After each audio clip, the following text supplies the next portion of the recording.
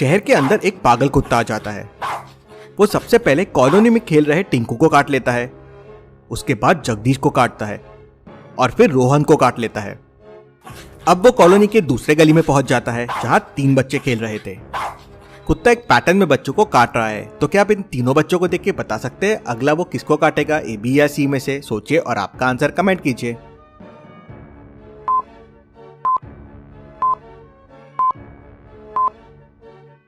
चलिए इसका आंसर देखते हैं। टिंकू, जगदीश और रोहन तीनों को ध्यान से देखिए। तीनों ने कपड़ों में लाल कलर पहना हुआ है और दूसरी कॉलोनी में खेल रहे तीनों बच्चों में दूसरे बच्चे ने लाल कलर की पैंट पहनी हुई है। मतलब पागल कुत्ता इसे काटेगा। कुत्ता उसे काटता है और वहां से भाग जाता है। इसके बाद वो कुत्ता एक अंकल जी के पीछे पड़ जाता है। अब अंकल जी के सामने भागने के लिए 2 रास्ते थे। पहली एक ऊंची दीवार जिस पर लोहे की सीढ़ी लगी हुई थी और दूसरा एक सीधा रास्ता बना हुआ है। तो क्या आप बता सकते हैं अंकल जी को कुत्ते से बचने के लिए क्या करना होगा? सोचिए और आपका आंसर कमेंट कीजिए।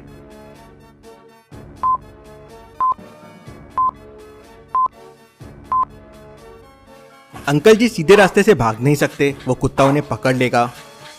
सीढ़ी देखिए टूटी हुई है, लेकिन अंकल जी सीढ़ी को घुमा के लगा सकते हैं।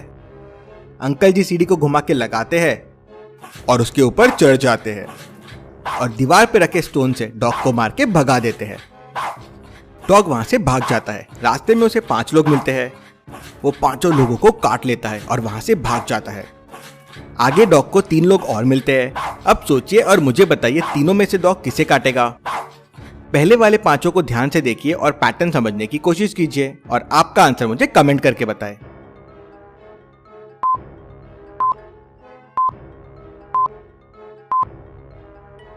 डॉग व्हाइट शूज पहनने वाले लोगों को काट रहा था। इन 5 ने व्हाइट शूज पहने हुए हैं, तो यहाँ डॉग सी वाले आदमी को काटेगा। उसने व्हाइट शूज पहने हुए हैं। डॉग उसे काटता है और वहां से भी भाग जाता है। डॉग पकड़ने वाले उस कुत्ते को ढूंढने लगते हैं। खबर मिलती है कि वो भी एक कॉलोनी में लोगों को काट रहा है।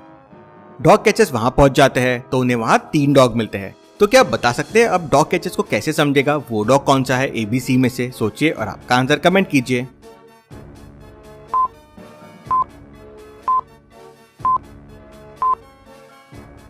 चलिए इसका आंसर देखते हैं। पहले कुत्ते में गले में पट्टा डाला हुआ है, मतलब ये पालतू डॉग है। दूसरा डॉग आराम से सो रहा है और उसके पास दूध का खाली बाउल रखा हुआ है। अब पागल डॉग को कौन दूध देगा? मतलब ये तीसरा डॉग पागल डॉग है। डॉग कैचर्स उसे पकड़ लेते हैं। चलिए अगली पहेली देखते हैं। रोहन शहर के अंदर यात्रा कर रहा था, तभी उसे जोरों से प्यास लगती है। वो एक दुकान पर पानी की बोतल लेने जाता है तो दुकानदार उसे 3 पानी की बोतल देता है। रोहन बोतल देख के समझ जाता है कि इनमें से एक बोतल नकली है, मतलब इस्तेमाल हो चुकी है। कैसे? रोहन को कैसे समझता है तीनों में से कौन सी बोतल नकली है? क्या आप बता सकते हैं?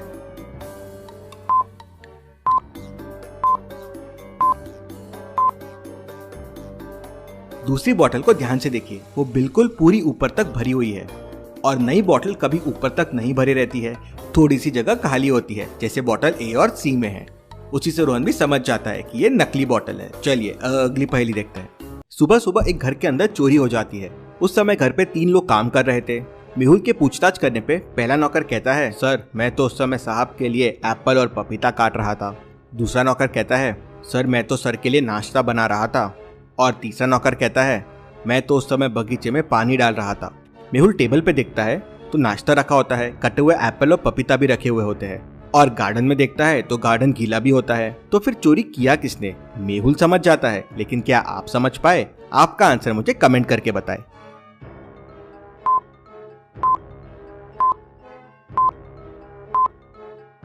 चलिए इसका आंसर देखते हैं। पहला नौकर झूठ बोल रहा है, क्योंकि ध्यान से देखिए कटे हुए एप्पल बिल्कुल सफेद दिख रहे हैं। अगर वो नौकर उस समय एप्पल काट रहा था तो अब तक तो कटे हुए एप्पल हल्के से लाल लाल हो जाने चाहिए थे, हल्के से खराब हो जाने चाहिए थे, लेकिन ये तो अभी भी फ्रेश है।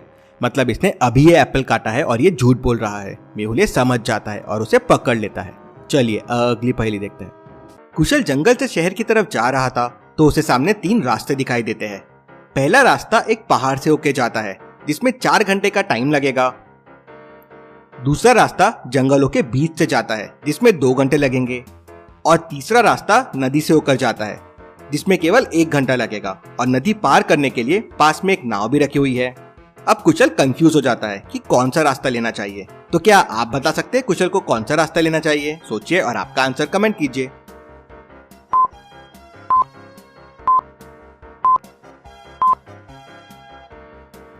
चलिए इसका आंसर देखते हैं। नदी वाले रास्ते में खाली नाव रखी है, लेकिन नाव चलाने के लिए स्टिक नहीं है और पानी का बहाव बहुत तेज है, नाव बह सकती है।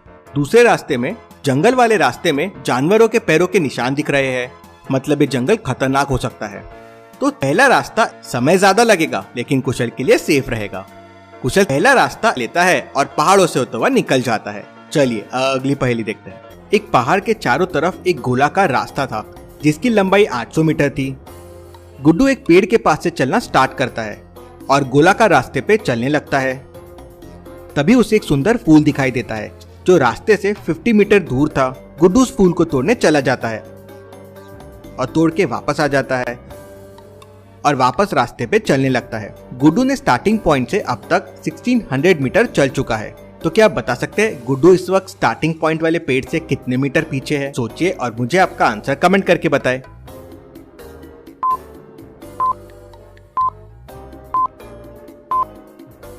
चलिए इसका आंसर देखते हैं। गुड्डू अगर सीधे सीधे 1600 मीटर चलता तो वो 2 बार उस पहाड़ के चक्कर मार लेता था, क्योंकि पहाड़ का एक चक्कर 800 मीटर का है। लेकिन क्योंकि वो फूल तोड़ने के लिए 50 मीटर बाहर गया और फिर 50 मीटर अंदर आया, मतलब उसने 100 मीटर एक्स्ट्रा चल लिया, तो वो स्टार्टिंग पॉइंट वाले पेड़ से 100 मीटर पीछे होगा। चलिए अगली पहेली देखते हैं। एक चोर बाइक चुराकर भाग रहा था। मेहुल अपनी बाइक से उसका पीछा कर रहा था, लेकिन वो चोर तेज स्पीड में आगे निकल जाता है। मेहुल उसका पीछा करते करते एक पार्किंग में पहुंचता है। मेहुल को पार्किंग में वो बाइक दिख जाती है और सामने उसे 3 लोग दिखते हैं।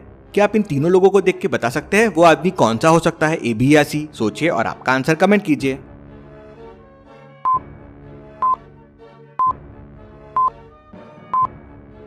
चलिए इसका आंसर देखते हैं। सी वाले के तो पैर में फ्रैक्चर है, इतने जल्दी तो वो चोर फ्रैक्चर लगा नहीं सकता। कार का ड्राइविंग सीट का दरवाजा खुला हुआ है और बी उसके पास खड़ा है, मतलब ये बी वाले की कार होगी, मतलब जरूर ये ए वाला बाइक वाला है। मेहुल समझ जाता है और उसे पकड़ लेता है। चलिए अगली पहेली देखते हैं। इन दोनों माँ को ध्यान से देखिए और मुझे बताइए कौन सी माँ सौतेली है, ए या बी? सोचिए और आपका आंसर कमेंट कीजिए।